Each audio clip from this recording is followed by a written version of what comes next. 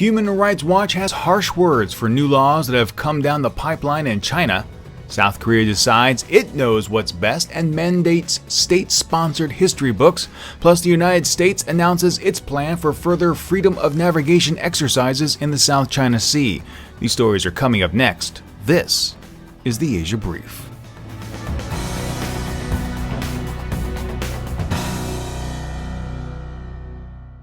Good morning, everyone. Here we are. It is Wednesday, the middle of the week. Steve Miller here on this November 4th, 2015.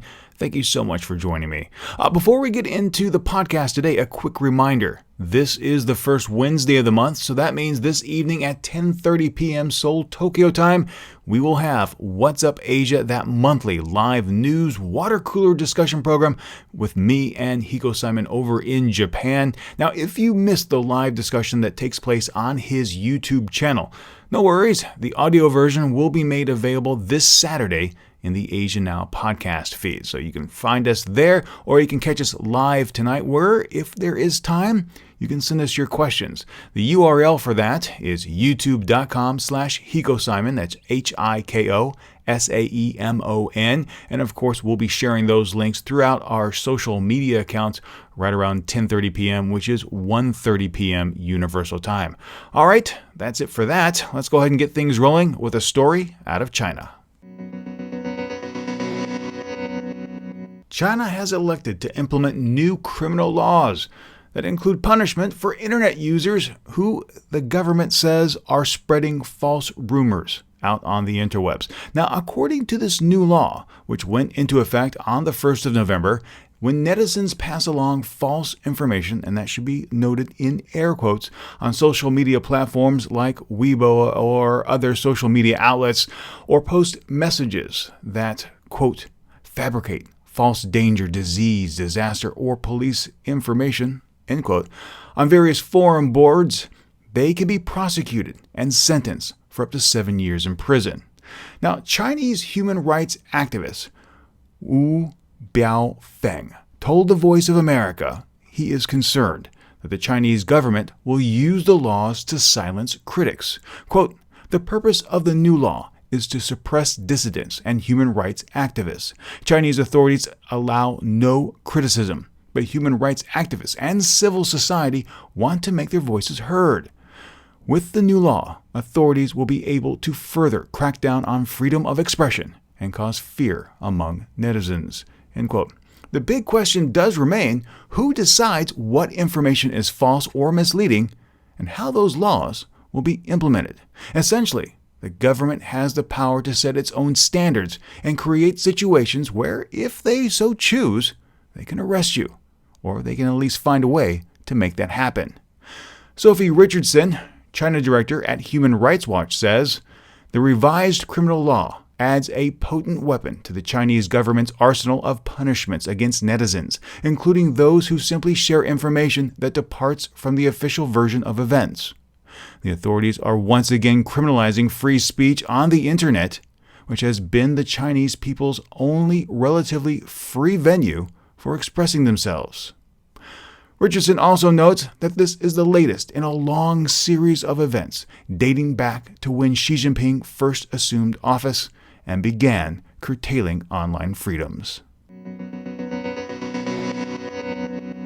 Yesterday, on Tuesday, the South Korean government said it would in fact publish its own history books for use in middle and high schools beginning in 2017. The government says this is a necessary step to correct misinformation and bias in previously released textbooks.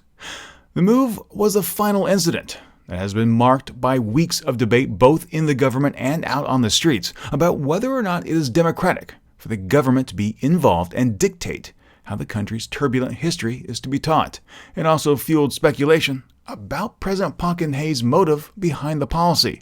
After all, her father did come to power through a military coup in 1961, and she has been on the record as saying that she supported that move and that it was the right thing to do in order to save the country.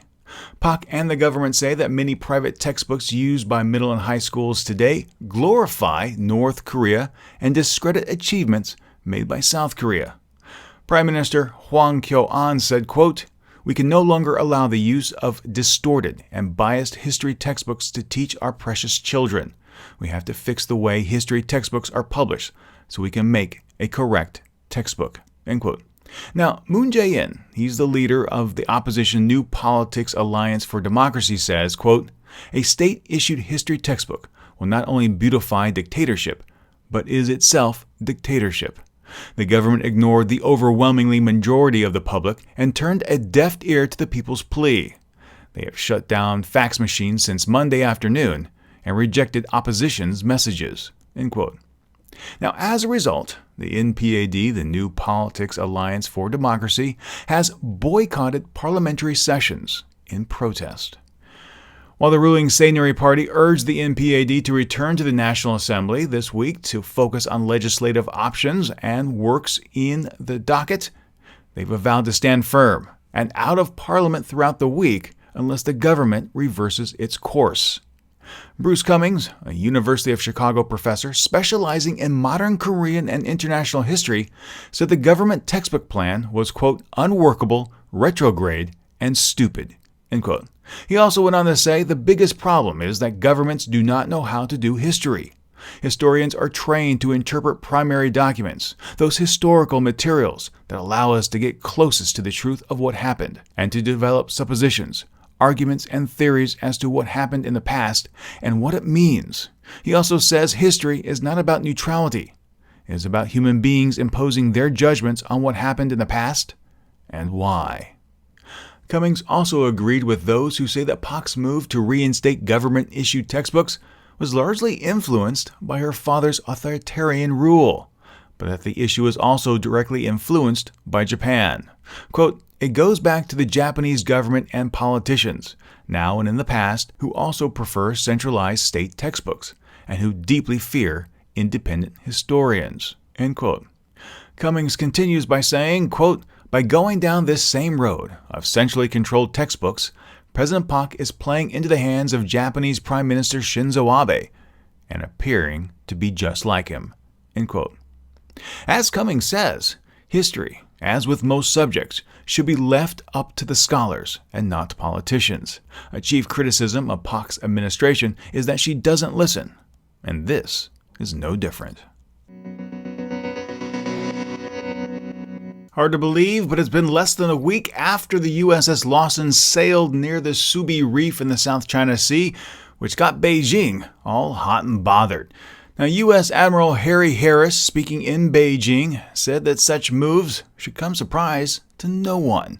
In addition, an unnamed U.S. official told Reuters News that similar patrols would take place at least twice a quarter, meaning at least once every month or so we will see a U.S. vessel pass near a Chinese reclaimed island in the South China Sea to promote freedom of navigation.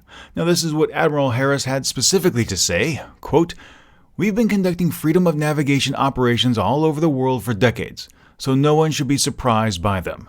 Our military will continue to fly, sail, and operate whenever and wherever international law allows. The South China Sea is not and will not be an exception." End quote. Harris stressed the operations were routine and that they shouldn't be construed as any kind of threat. Meanwhile, at the gathering of 10 defense ministers from the Association of Southeast Asian Nations, ASEAN, that's currently being held in Kuala Lumpur, and it should also be noted that representatives from the United States, Japan, China, India, and Australia are there as well. The United States and Japan made a push to try and get the South China Sea issues and concerns placed into a joint statement that's going to be released by the group. And as one might expect, China was opposed to that measure. And one more note on this story, Japan has delivered 2 more ships to Vietnam. The plan is to refurbish them into patrol boats that Vietnam can use in disputed waters down in the South China Sea. Well, my friends, that's it for today's stories. But before I go, what are your thoughts on the new restrictions in China? Also, should the states, meaning a nation, be in the business of dictating what should or should not be in history books? And of course, what do you think China's response will be to the United States saying it will conduct further freedom of navigation exercises roughly once a month in quote-unquote its territorial waters. Please take a moment and let me know your thoughts. I'd love to hear from you. And don't forget, I hope to see you this evening, 10:30 p.m. Seoul, Tokyo time for What's Up Asia. That's also 1:30 p.m. in the afternoon, Universal.